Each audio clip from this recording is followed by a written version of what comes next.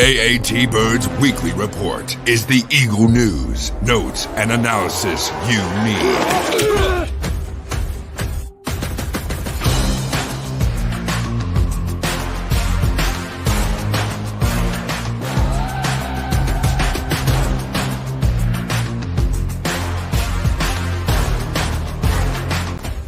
Quick, he's gonna go. What a give it to Smith, and they stop him again. Go back. He looks, fires for the end zone, intercepted, the 20, the 10, the 5, touchdown, Matt Ware,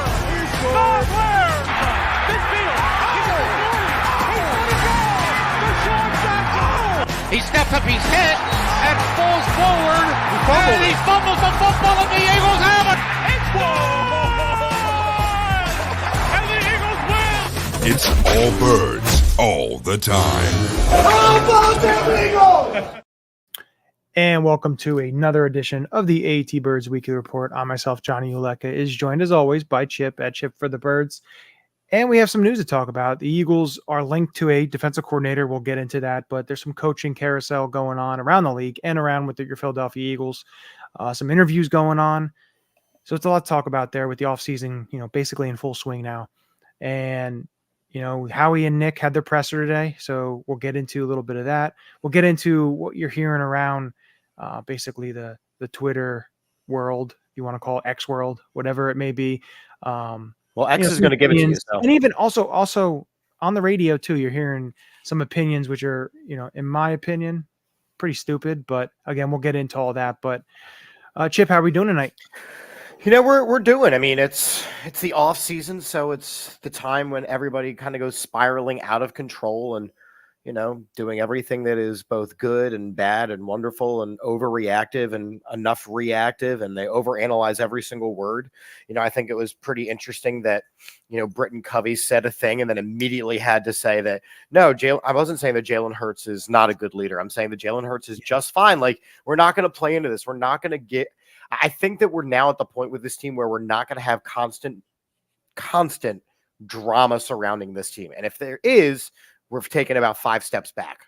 The focus has got to be what it was on day one of the offseason last year, which is getting back to a Super Bowl.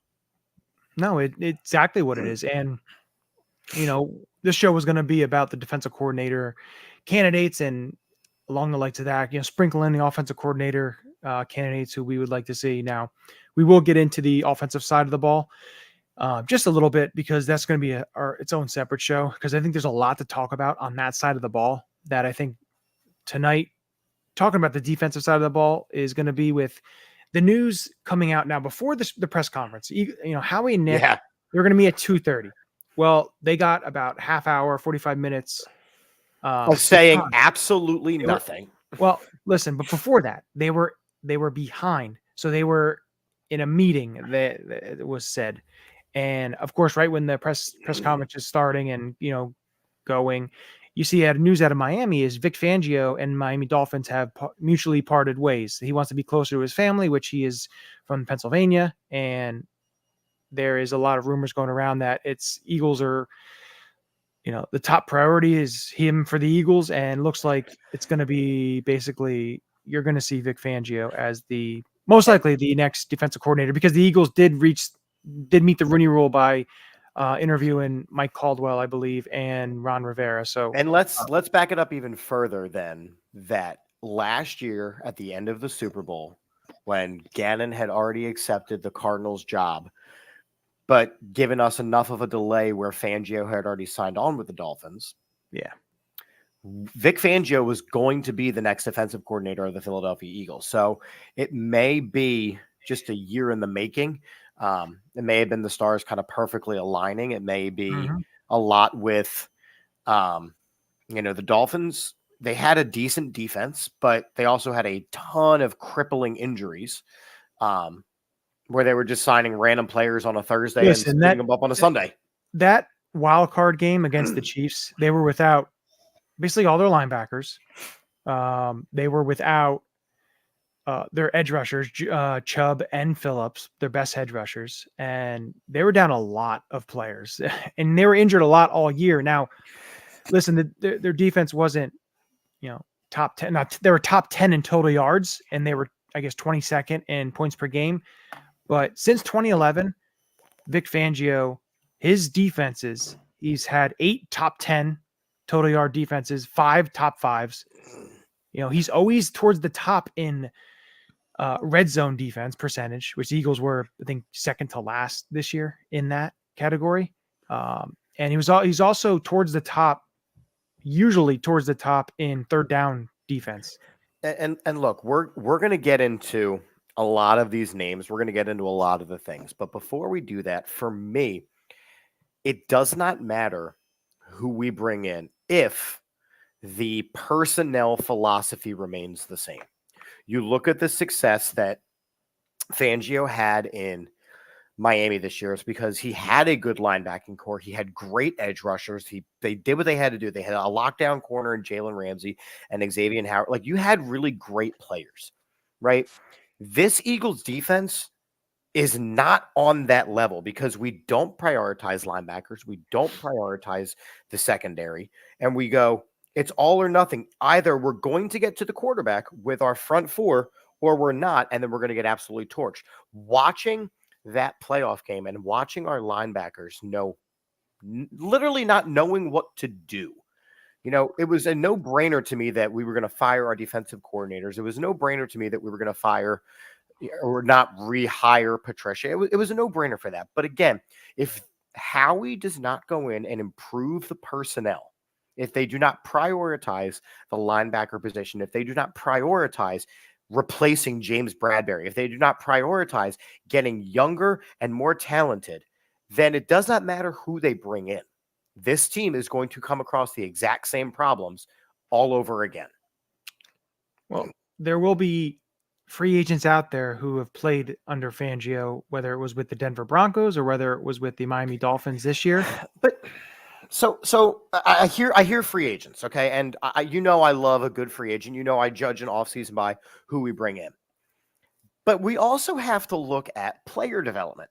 The fact that Derek Barnett, I'm going to focus on him because we all kind of wanted him gone because, he was known for his penalties and whatnot. But the fact that Derek Barnett goes to the Texans and under tutelage and under the ability to get on the field and play within himself, had a very successful second half of the year, says a lot to me that we are letting these guys go way before we are seeing what kind of NFL player they can be. I mean, hell, Nelson Aguilar is having success over in Baltimore. So, again, I love the idea of bringing in free agents. I love the guys of bringing in whoever our defensive coordinators guys are. But it all comes down to, do we have the personnel on the field, and do we have the personnel to develop these guys? It's got to get better top to bottom. So he had 2.5 sacks. Yeah, but was on the field, had the quarterback pressures, and played very well. He did. You can't deny that he had a better second half than he did a first half as an Eagle, where he wasn't even allowed to be on the field. And it wasn't like we were blowing up the quarterback every play. He didn't do anything here. That was the problem. But why is my point. I don't want to spend a lot of time arguing about Derek Barnett, but the why comes in. Because he wouldn't get with a bad scheme? Hey, listen, I don't know. I don't know the answer. Sometimes players need a change of scenery. He's been here how many years? We thought since 2017, 6 years, and he's been a rotational, okay type of rotational player. He hasn't been a star or somebody coming in that we thought was going to potentially get some double-digit sacks and sure along the lines that I get that. I understand that. But listen, you knew you were going to lose players this year. Absolutely. Whether it's, whatever it may be, Marcus Epps and TJ Edwards and Kaiser White and you were CJ GJ, you were going to lose some players. We knew you were going to lose some players. Javon Hargrave. It's just, it is what it is when it comes to that point. But they didn't do enough to replace those guys. No, that's the problem.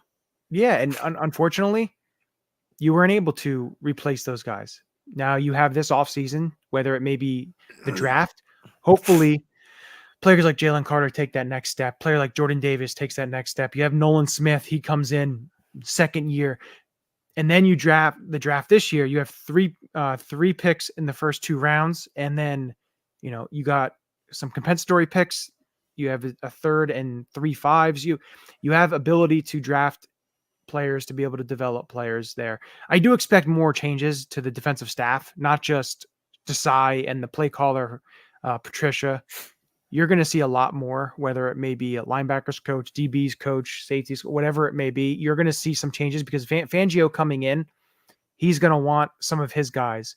And he's coached a lot of years, so there's a lot of coaches on his end, even a couple coaches from Miami that may come over to Philly. So listen, it sucks to see, a certain player go somewhere else and play well. Even a guy like TJ Edwards go somewhere else and play well. And the Eagles have to be able, because in a Vic Fangio defense, linebacker and safety, especially safety manipulation, is kind of one thing that they like to do. Right. It's different. And a lot of people are like, well, the Vic Fangio scheme is the same scheme that you've been running for a number of years now, ever since Jim Schwartz left, and you can't seem to find, the right person, to run it. The guy would be pretty good. But listen, sometimes the scheme itself, the teacher who molded and developed the scheme, sometimes the disciples and the pupils itself aren't able to, emulate it the way the person, like, taking point, Bill Belichick. Yeah. Bill Belichick's had how many of his coaching tree? His coaching tree is not great. Like they're head coaches, but they're not great. The best one was Mike Vrabel, out of a line of how many different ones, and he was let go by Tennessee, and he's not hired anywhere right now. So you have to look at it this way: maybe getting the guy of the scheme that you want is what you need to turn around this defense. And listen, I'm going to go in with an open mind. Yes, I would have liked to see Ron Rivera or Wink Martindale or someone a little aggressive. I get that. But with aggressiveness, over aggressiveness, leads to kind of what we saw. Well, we're also Chowie assuming. Paging Chowie Kegsman. I don't think we need to do that. I remember that. We remember that. Yeah. I can't do that again. That was, it killed me. Because they hired Dick Long. What's Hey, we may hire Dick Long as the next offensive coordinator. He does run the spread eagle offense.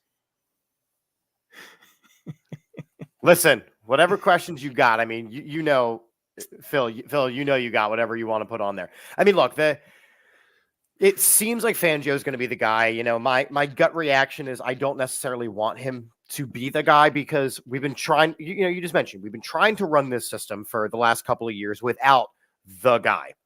I feel like it's time to change the system up and give it a fresh look. If I got nothing else from the press conference, they definitely said that, it may be time to look outside our current little coaching bracket of our buddies and what we want to do. So that's the one thing I did get out of the press conference. But again, I think that Vic Fangio is a very well-established coach. I just think that I would almost like a different philosophy at this point. That's why I like a guy like, a Wink Martindale, who has a very different coaching philosophy and made the Giants a competitive team, considering they had no real players. And did, great work over in all of the other teams that he's been with. I think that, Wink was an interesting candidate. I think that Vrabel would have been an interesting candidate. I don't want to settle for the first guy that meets the closest criteria to what we currently have, because we were really bad this year.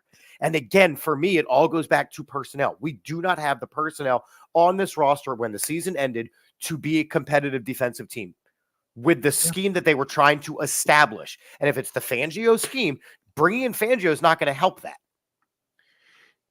Yes and no. So it could help that. Desai gets let go. Well, Desai was atrocious. Patricia was atrocious. Listen, he gets moved to the booth, and Patricia comes in. Patricia isn't a Fangio disciple in terms of the scheme that he is running. So with that, he's trying to implement some of his stuff along with what Desai's been.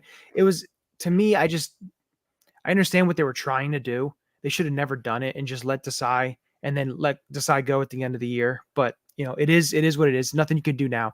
But I think Fangio, bringing him in, I think it's listen. I like getting the guy who created the philosophy, created the scheme, then going and trying to get somebody who runs basically what the guy wants to do. If you understand, if you kind of get what I'm saying.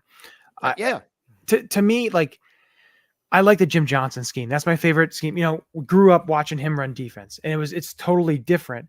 But again, one thing that I was reading in, looking at the numbers. I'll probably have more numbers maybe next week or the following weeks. I'm still looking through. He's been a defensive coordinator for basically almost 30 years. So there's a lot of things to look through. But the one thing I was reading, there's a paragraph that said what Fangio does basically combats a Shanahan style offense. Okay. And it's what I said earlier with the safety manipulation. So the safeties will move. You'll pre-snap, it'll be one different look, and then post-snap they change and they go to something totally different. And I think the thing with the Shanahan offense is a quick striking, a lot of motion, short little routes, all that kind of stuff. Now, again, he was in practice against Mike McDaniel this season, which is a Shanahan guy. So it's a lot of practice against that type of offense. And you see that offense basically evolving around the NFL. When you look at a guy like Shanahan, Kyle Shanahan, Mike McDaniel, Sean McVay, and then you have all these other, Zach Robinson is starting to get some head coaching looks, and you have all these other guys, Bobby Slowick, he was with all those guys in Washington.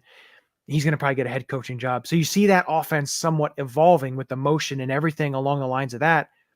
Getting a guy like Fangio, which combats that, maybe isn't such a bad thing, but you have to look at Fangio itself and how he's played. And that's one thing I want to look at, how he's played against the other quarterbacks in this division, the other teams in this division. And the biggest one is Dak Prescott.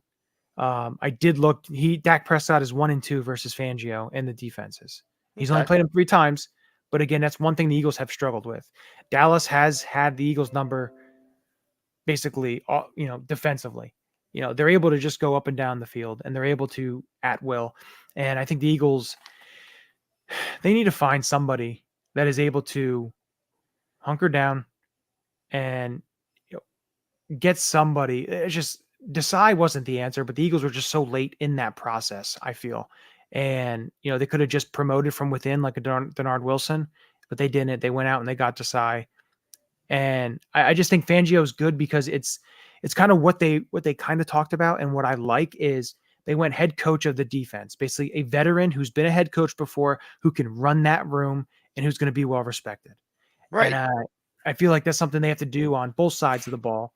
Maybe the offensive side of the ball can be a little bit less of a veteran, but a guy who's been maybe a head coach. But it should be interesting to see what they do. But I do like the Fangio hiring. I want to see what else. If that's the case, I don't think, like, I know that ESPN's reporting and like everyone's reporting. I also don't know if that's necessarily the move. I think that they still have some names that they have to look at. I think there's some good names out there. But, we already talked about a little bit on Wink Martindale. We talked a little bit about Vrabel. Name we haven't mentioned is Glenn Schumann from Georgia, who literally has coached most of the guys on our defense. So I don't know necessarily if we always fall into that weird area of, do we look for the next guy or do we look for one of the classic guys? And again, if you listen to the press conference today, Howie comes out and he says, we don't want to be following the trend. We want to be the ones, out in front of it, setting the trend, if you will. Right. And we want to make sure. So to me, it doesn't scream Fangio.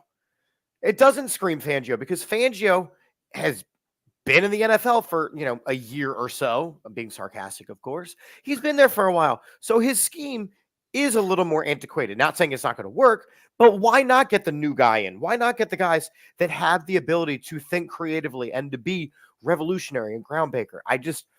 I don't want to settle on Fangio. If they agree to part ways, great. If he's trying to move home to his family, great. He'll still be out there. But the thing about it is with a guy like Schumann or a guy like Jesse Minner, both college defensive coordinators, is getting them to leave. The Eagles, did interview, I believe, both of them last season, and Jim Leonard, who was another defensive coordinator for Wisconsin. I know Leonard turned him down because he had to have a hip procedure. Right. And, Schumann and Minter, they didn't get the positions. And of course, as you saw Minter this year with the Michigan defense, again, who knows? He may follow Jim Harbaugh to the Chargers. We don't know that. But, you like the hot name. But again, as we know, when it comes to the coaching carousel and the coaching range, when you look at these hot names, how many really turn out? Like you get like the hires itself who become really good coaches sometimes aren't the most sexy of hires. Nick Sirianni, I understand Nick Sirianni is in kind of some lukewarm hot water now in terms of fan bases and in terms of, what kind of a coach he is.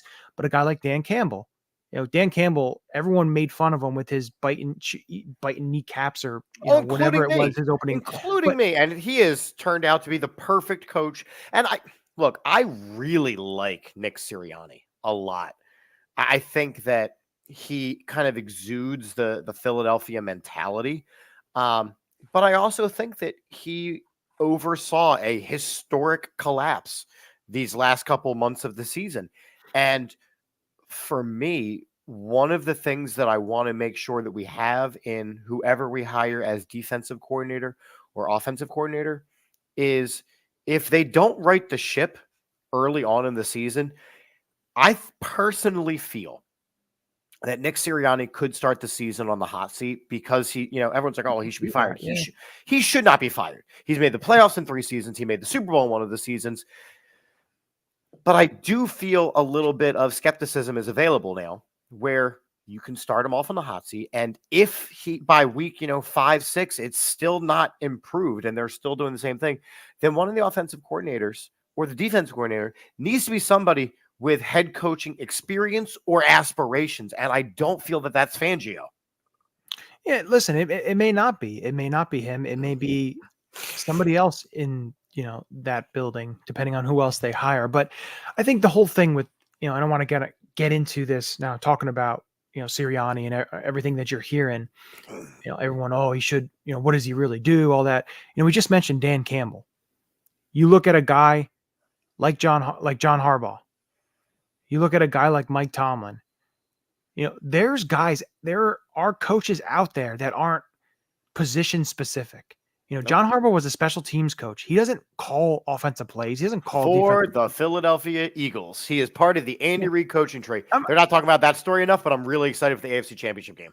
I'm just saying, you look at that, and then you go and you look at a Dan Campbell. Everyone loves Dan Campbell. He riles up. He doesn't call plays. What's going to happen? And I'm very, very interested to see what's going to happen when Ben Johnson leaves because he's going to get a head coaching job. He is their offensive coordinator.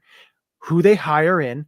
Let's see how this Lions team looks offensively with a new guy. And if they struggle, is Detroit going to be like, oh, well, Dan Campbell needs to go. It's just, I understand that they, down the stretch, they started 10-1 and they finished out awful. I get that. I understand that. But if you fire Nick Sirianni, what does that show you to around the league that you are that quick to pull the trigger and get rid of somebody? What kind of a candidate do you think that you're going to get? You're not going to get the top guys. You're not. And again, this team was in the Super Bowl last year. Yeah, I'm just saying, but you're going to get a guy who, hey, you may have to get a retread or a guy that's looking to get back, into the league, or which is what a retread is, or get a name not on anyone's radar, which unfortunately the Eagles did that with Nick Sirianni because they got rid of Doug Peterson so quickly. It's not going to work every time. I won't even say, unfortunately, Doug Peterson showed that he was not a quality enough coach. And when there were glaring issues, and I think this is the big learning moment from this whole thing. Peterson had a really bad season, had that same meeting with Jeff and Howie and doubled down. Said, I'm not getting rid of my guy. So they said, okay, goodbye. Howie wasn't going to allow that to happen again. So when Nick came in and they said, look, you had a really, really awful last 2 months of the season. What are you going to do? The conversation was definitely Brian Johnson is gone. Sean Desai is gone. Matt Patricia is gone. Talk to me about your plans. Yeah. No, But now, I mean, it was Steichen and Gannon, and well, maybe they're making him look really good, and maybe Vic Sirianni's still the guy. Okay, so they go on, and Steichen had success, and Gannon had some success, even with a really awful team. Sean Desai is not getting a head coaching job ever, unless he drastically improves some things. The fact that Brian Johnson is getting as many interviews as he is actually surprising that the Eagles are willing to can him, because we're going to lose out on those compensatory. We're going to lose out on the picks. Compensatory. We're going to lose out on the picks because we're firing him, even though it's the right move.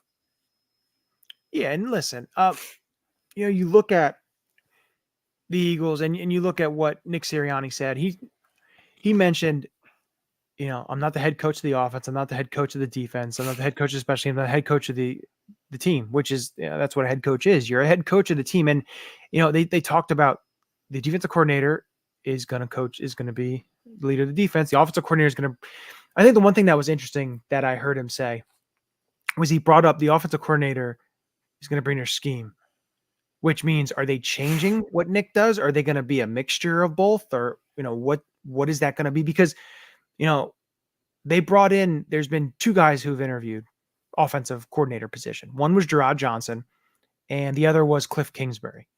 Right.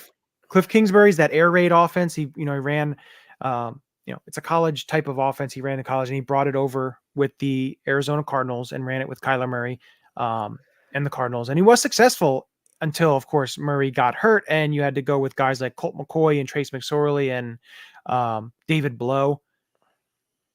Wasn't a success. Isn't it Blau? Blow. I don't know. Blow.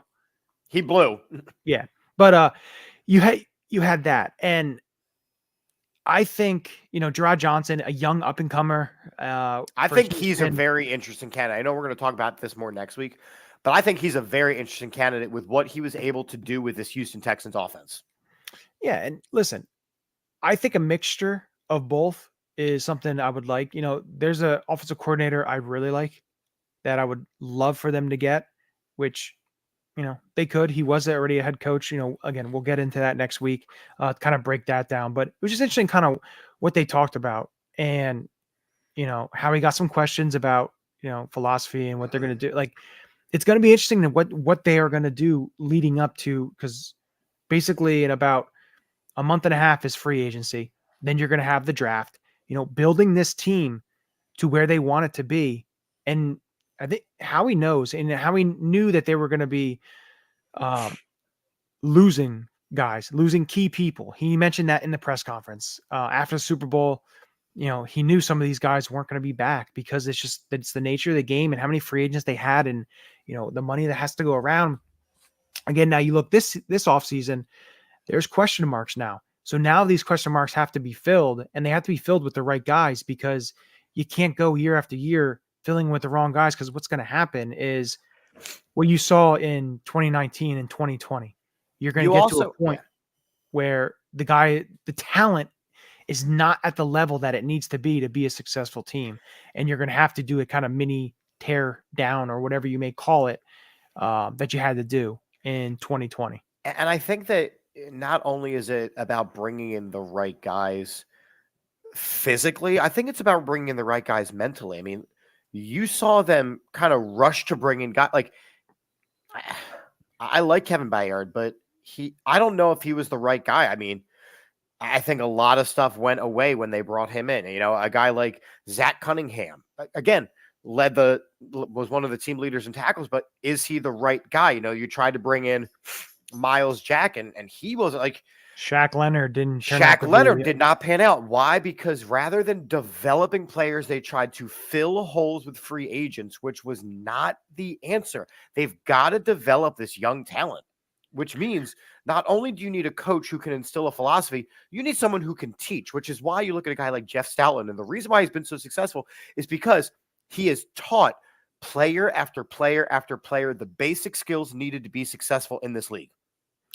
Yeah, the other thing you need too when you look at this team and this roster is, hopefully, like you talked about development, the development aspect of, they got some futures free agents, be able to develop one or two of those guys to be a quality depth player, rotational player. There's certain things that they have to do. And unfortunately, you were, especially defensively, you were way too old. Too many guys who are over 30 years old. And you get to that point where it's the Joe Banner school of thought is paying all these guys who are 30 or right at 30 years old or older. Yeah, having one or two or three of them, that's okay. Kevin Byard was just about 30. I think he was 30 years old. Darius Slay's 32. James Bradbury's 30. Oh. Shaq Leonard was 29. And big time injuries. Zach Cunningham was right around up there. Fletcher Cox was there. Brandon Graham. So listen, you had a ton of over 30. They were I think they were probably one of the oldest defenses if you look at age in terms of, which was impressive that they held up the way they did. Yeah. And physically, they did not. I mean, the wear and tear over the course of the season it became very obvious. But kind of responding to Andrew's question here, why not go to Fangio to see if they, doesn't work, they can stop running his scheme.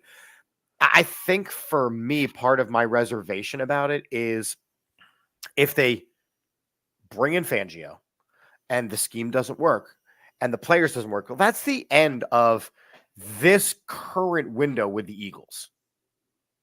Like this hire on both offense and defensive side of the ball has got to be the right one, because if not, you're definitely looking at massive player changes. You're looking at rookies and young players who are going to be coming up on contracts and that first big contract. So do you lose a guy like a Jalen Carter? Do you lose a guy like a Jordan Davis because it's contract time?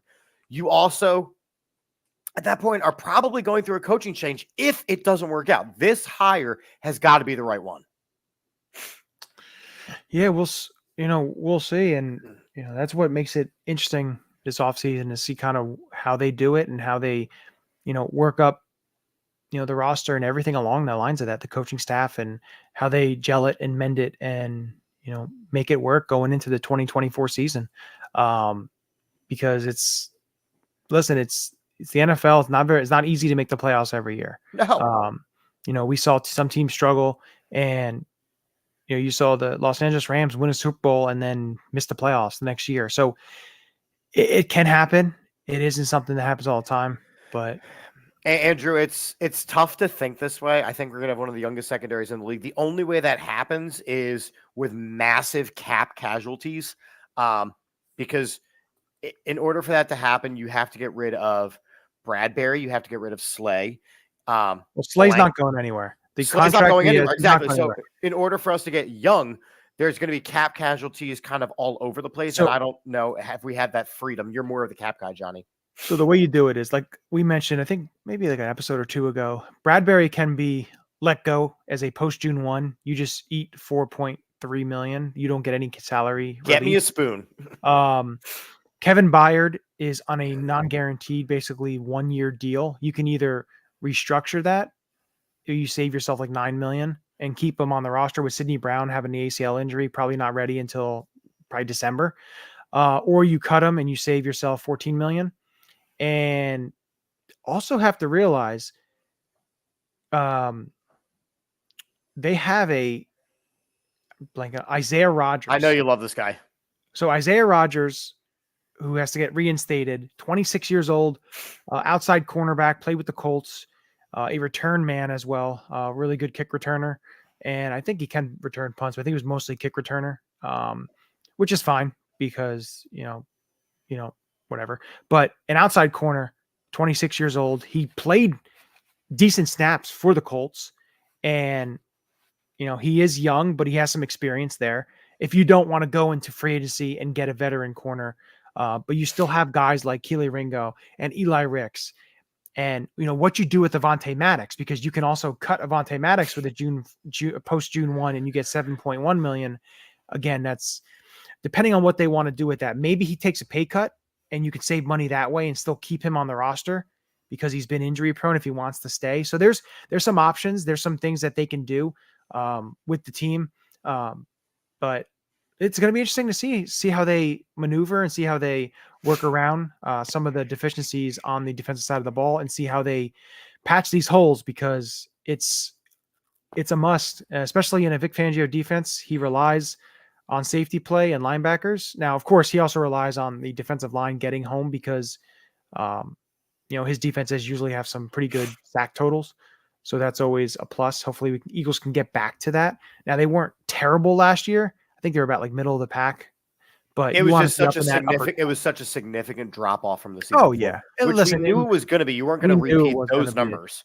We knew it was going to be a drop. But listen, if they can try and get somewhat close to what they were, at least try to be in the top 8 or top 9, top 10 of sacks in the NFL, will be a much bigger bonus. And I think the biggest thing too is the takeaway aspect.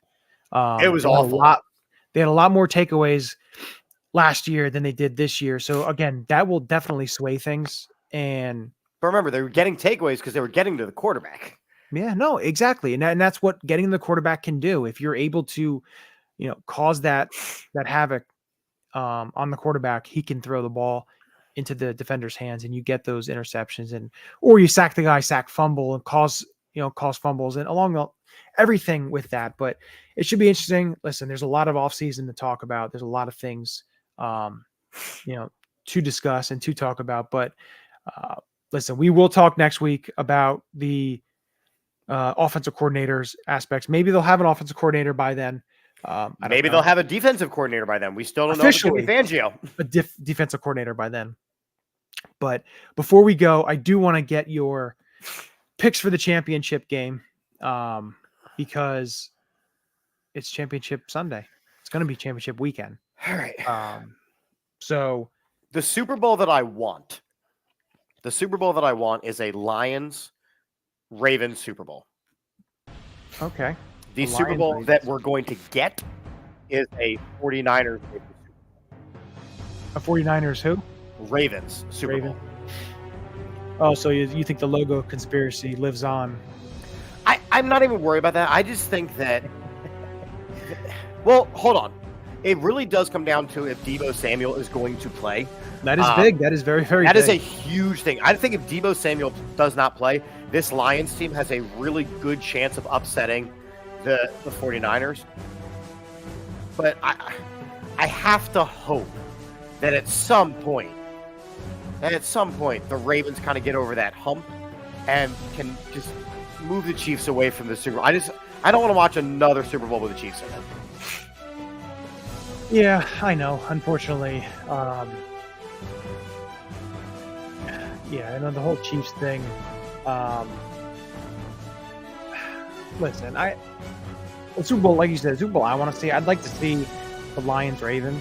I would love that Super Bowl. But I think another thing which is very interesting is,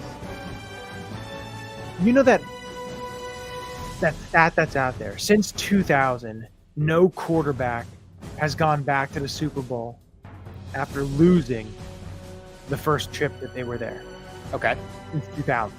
It's a big thing. They're, everyone, they jot all the names and they show everybody or whatever it may be. Well, if the Lions win Sunday, Jared Goff, it's broken. I'd love to see that. So I'm going to go with this. I think Deebo doesn't play. I think it affects Brock Purdy because his big-time offensive weapon is not there. And I think the Lions rally. It'll be a close game. And I think the Lions win. And unfortunately, like Andrew says here, I think the Chiefs find a way to win. They just have a really, really good defense. And I know it is in Baltimore, but I think it's going to be Lions-Chiefs. But what is the X factor that you are forgetting about? Mark Andrews returns this weekend. That is very true. Yes, I know he does return. I know. But the other biggest X factor is this. Will Jason Kelce be in Baltimore shirtless? Oh, God, yes. If he was in Buffalo shirtless, Jason Kelce will absolutely be in Baltimore shirtless. The one thing, on their podcast, there was today I was, watching it, listening to it, and he mentioned about, about being with Buffalo and, the Bills Mafia and tailgating with them and stuff. And he was in Kansas City tailgating with them, but he's never tailgated at an Eagles game because, of course, he plays for the Eagles. Right. So when he retires, I guess they talk about like, let's do different tailgates, stuff like that. I think his first tailgate should be an Eagles tailgate. Oh, it will be. And I think that would be absolutely off the charts. I think that's something that's really cool. Maybe it'll be next year because it's good. Maybe this year will be his farewell tour. But again, we have a whole off season to talk about that and hope for that and wish for that, which may never come to fruition. But yeah, it is what it is there. That's what we hope to see comes Championship Sunday. But yeah, with that, thanks for everyone for tuning in, commenting. We appreciate it. I want to give a special shout out to Philly Sports Shirts. Sending this shirt. It's absolutely it's super comfortable, awesome. They have so many great shirts on their sites, so definitely check them out. phillysportshirts.com. But this is one of a kind here, BG. But listen, it's fun to talk Eagles. It's the off season. I always love the off season, the creativity that you see. But in terms of maneuvering the roster and how it fills out, it's always fun. And we'll have some fun shows this off season planned. A couple things I have in mind. It's kind of, not talking specifically all season, but maybe a little reminiscent and some other cool stuff planned. But with that, as we always end it with 2 words: go Birds. Go Birds. This is Matt Ware. Hey, for all the Eagle content you need, go follow All About the Birds. They do a damn thing. Check them out. Hey, Eagles fans, I may be in Tampa, but I know where to find the best Eagles content out there. Check out my friends at All About the Birds. Philadelphia, what's up? This your boy Freddie Mitchell, a.k.a. Fred X. It's all about the bird. All birds all the time. All birds all the time. All About the Birds provides you with weekly analysis, game recaps, informative interviews, and it's all birds all the time.